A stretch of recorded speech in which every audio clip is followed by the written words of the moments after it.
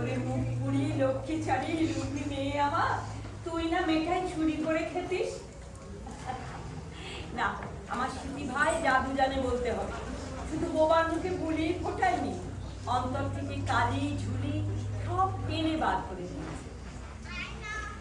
ঠিক বলেছিস শশী, কি একটা খিদে নিয়ে আমার স্মৃতি ভাই সারাক্ষণ ছটফট করে ঘুরে বেড়ায়। তুমি কিন্তু আজ ওনাকে বারবার করে তাড়া লাগাবে না দেখি। প্রথমে সব খাবে, জল খাবে, ঠান্ডা হবে। আচ্ছা রে আচ্ছা, মানুষের ওপর থেকে দরদটা কখনো হারাবি না। তুই অনেক বড় হবি জানিস, তুই বিনোদিনীর মতো হবি। বিনোদিনী কে গো? বিনোদিনী সে এক মেয়ে, গিরিশচন্দ্রের নিজের হাতে তৈরি দুটি বিনোদিনী। আমরা যারা অভিনয় করি আমাদের মা জননী তিনি। জানিস, ঠাকুর রামকৃষ্ণদেব তার মাথায় হাত রেখেছিলেন।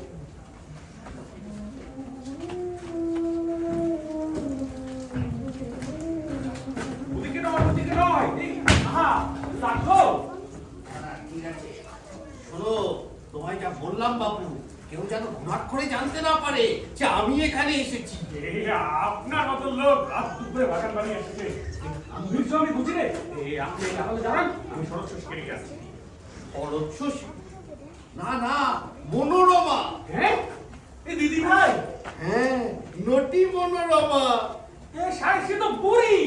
তাকেই চাই আমার, তাকেই চাই। দেখে আরেকবার ভেবে বলুন, এই শরৎ শশী নয়? না বাপু না, কেন তর্ক করছো? যাও দে, কেন যেটা দেবেন বলেছিলেন রত্নমশাই।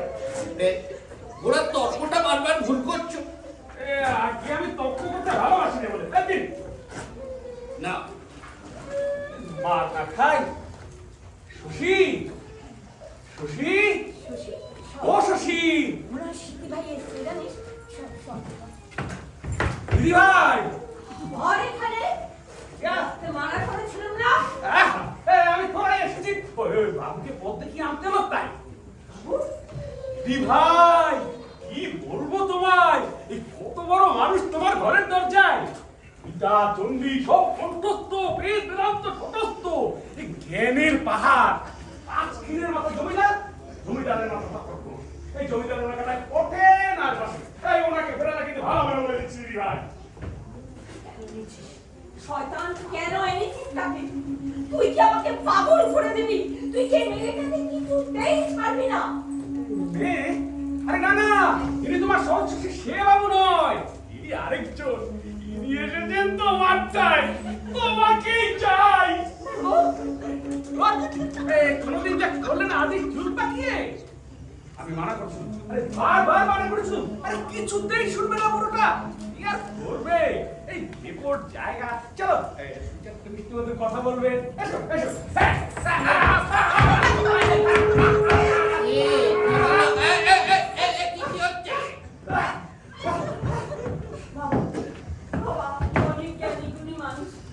আমাদের পাপের ভাগই করবেন না। আমরা অনাথিনী, আমরা এই অভিনয়টা ছাড়া আর কিচ্ছু জানি না। আপনার পায়ে পড়ে রক্ষা করুন। আরেকটা মেরেই পড়েছিল। এই তোমরা কিরকম মেয়ে মানুষ? হ্যাঁ, নদীদের অনেক নষ্টামি শুনেছি, কিন্তু তারা যেইভাবে মানুষ খুন করতে পারে। ও আমার হবু স্ত্রীকে আটকে রেখেছে রত্নমশাই। চলো, আমি তোমার সঙ্গে মশকরা করতে আসিনি। জমিদার বাবু বলে পাঠিয়েছে পাখিরে নদীদের নাচন কদম চলবে না। ভালোই ভালোই তল্পিতল বানিয়ে আর যাতে ঢেকে পড়। হ্যাঁ, ঢেকে পারো। আমি সে কথাটাই বললু যে রত্নমশাই তোমাকে একটা জরুরি দরকারে ডাকছেন দিদি ভাই।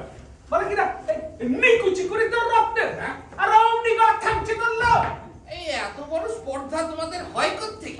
কোত্থেকে হয়? দেখেছেন কোন নাগরের জন্য বিড়ি দানা গাজিয়ে রেখেছে।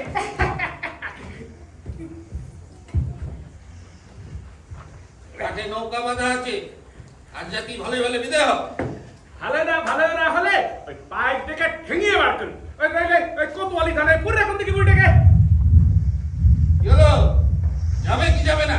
যাবে কি যাবে না? যাবো বাবা, নৌকো বলুন, এত আমাদেরও হয় এক কারণই হয় না। চলো চলো চলো চলো। এই এত সহজে যে তাড়াতে পারবো ভাবিনি। আপনি তাড়াতে এসেছিলেন, এটা আগে বলবেন তো, তার পায়ে ধরে। আরে ঠিক আছে। কষ্ট করে আরেকটা ব্যবস্থা করে দিতে হবে। কিরকম? দুটি নৌকা দরকার। ও। ওই দরজার বুড়িটার সঙ্গে আমি এসেছি, এক নৌকায় যাব না। ও আমাদেরকে এই কাগে ফেলে দেবে রক্ত বসাই। চুরি, ভুল হলো। চলো দেখি জমিদার বাবুকে বলে সব শুনে তিনি কি বলেন। আরে এই ভদ্রলোকের তো মন বোঝা দায়। কোথা থেকে কৃষ্ণচন্দ্র বাবুকে একটা চিঠি লিখে হাত পা গুটিয়ে বসে আছে। আরে বিজন বিহারী যদি সচল হতো, গায়ে মুটিরা কোনোদিন পদার্পণ করতে পারতো? চলুন বাবু, চলুন চলুন।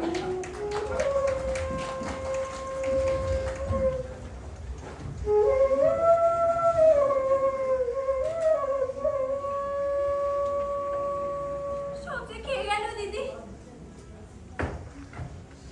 গুছিয়ে নে, আমাদের চলে যেতে হবে। যাবো না, আমি কিছুতে যাবো না। ও দিদি, তুমি আমাকে এখানে যেতে বলবে না।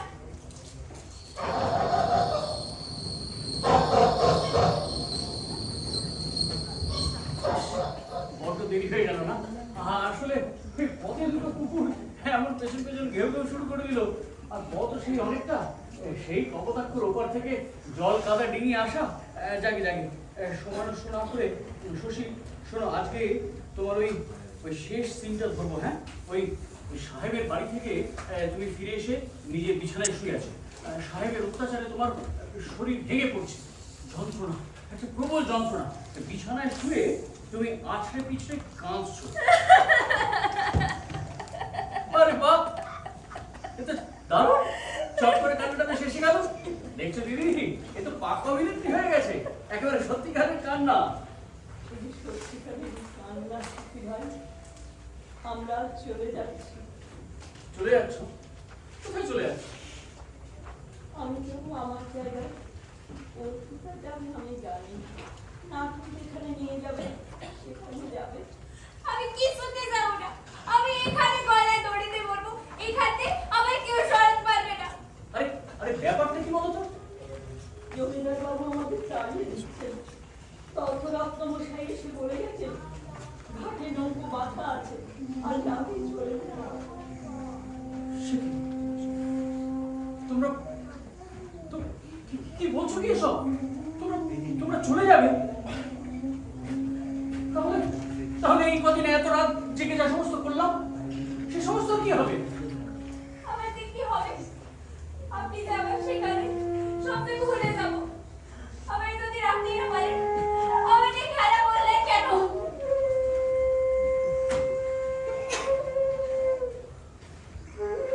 দেখো দিদি, তোমায় সব বলেছে না, কিরকম হাবরের মতো ওঠানামা করে। আবার ফিরে যেতে হবে নদীর ওপারে সেই বনবাসে। ভেবেছিলাম শশীর হাত ধরে মন্ত্রটাকে এবার ছোবো। এত যে চেষ্টা করে ফিরে আসার, কিছুতেই পারি না। যার মনে হয় স্বপ্নের মধ্যে নদী পার হচ্ছি, যতই সাঁতরাই ওপারটা সেই দূরে দূরেই থেকে যায়।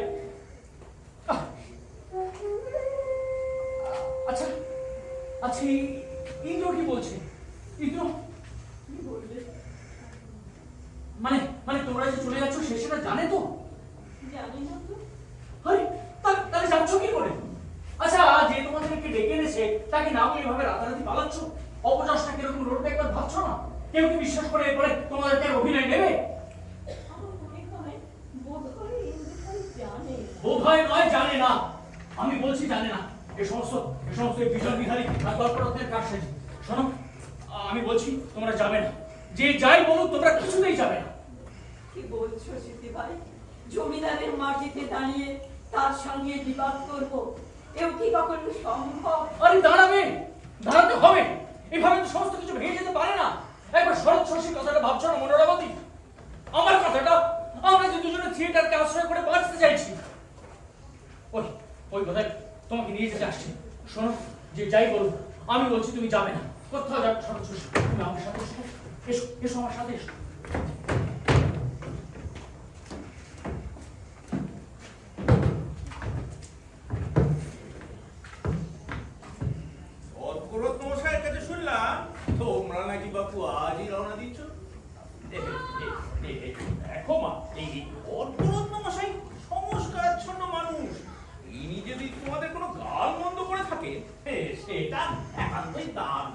আমার নয়, এই পাঁচ খেত জমিদারদের আর কিছু থাকবে না থাক, সভ্যতা ভব্যতাটি কিন্তু আছে।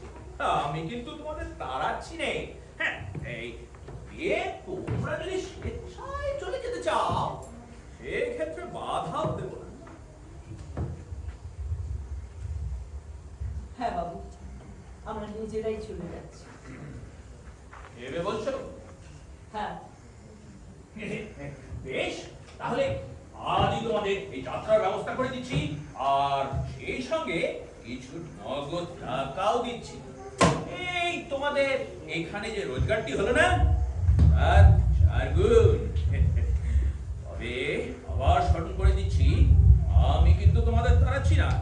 এই দেখো মা, কলকাতার সমাজে যেন এমন কিছু না রটে যাতে ইন্দ্রনাথের কাছে আমার মাথা নত করতে হয়।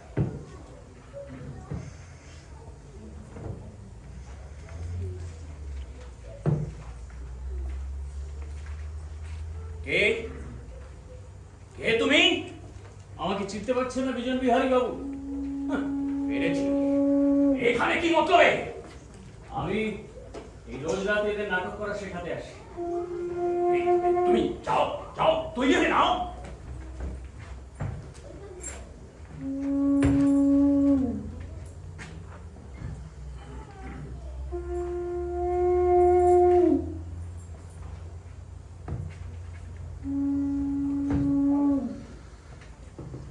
তোমার কি লজ্জা নেই? ভয় নেই? আবার আবার এই থিয়েটারে ফিরেছো? দেখলাম আপনার ছেলে নাটকে উৎসাহ হয়ে আছে, কেবল বিদ্যাতে কিছু জানা নেই, তাই গোপনে আমাকে হাঁটা ধরতে হলো। কি ভেবেছো তুমি? তোমার মতো এরকম লম্পটকে এই চৌধুরী বাড়ি পবিত্র নাট মঞ্চ কলুষিত করতে দেবো? তবু স্বীকার করলেন নাটমঞ্চ পবিত্র, তবে আমার তাকে কলুষিত করতে কোনো বাধা নেই। থিয়েটারকে আমি এতটাই ভালোবাসি যে তাকে নষ্ট নোংরা করতে পারলেও আমার আনন্দ হয়। আমার বাড়ির ছেলেরা যদি জানতে পারে তুমি তাদের কাজে হস্তক্ষেপ করছো, দেখুন তোমার কি দশা করবে জানো? আমি যেখানে কেন আসিনি সেটা জানলেন তো শুধু আপনি। আপনার মুখ থেকে এই সমস্ত কথা যদি ইন্দ্ররা শুনতে পায়, আপনার কীর্তি আমি ফাঁস করে দেবো। অদ্ভুত কৌশল করেছিলেন, হ্যাঁ? তৎপরত্ব এসে জমিদারের নামে ভয় দেখিয়ে যাবে, আর জমিদার এসে বলবে তোমরা কিন্তু বাবু স্বেচ্ছায় যাচ্ছ। মেয়েদের যদি 5 কেটে ছাড়তে হয়, আপনাকে কিন্তু আমি ছেড়ে কথা বলবো না। তখন ছেলের সামনে মাথা তুলে দাঁড়াতে পারবেন না, গিরিশচন্দ্রের সামনেও না। জমিদার বিজন বিহারী চৌধুরীর ভাবমূর্তিখানা ধসে পড়বে হুড়মুড় করে। সত্যি কি আশ্চর্য, তাই না? যার থেকে লুকোবার জন্য আমার এই ছেঁড়া কম্বলে গা ঢাকা দেওয়া, তার কাছে আমি সব থেকে নিশ্চিন্ত। কাজে শুনুন, একটা ভদ্রলোকের চুক্তিতে আসুন। আপনি আমার কথা চেপে রাখুন, আমিও চেপে রাখছি আপনার কথা। আরে আরে কথাটা ভেবে দেখুন। আরে চলবেন কোথায়? আচ্ছা, টাকাটা তো নিয়েছিলাম, অনেকগুলো টাকা।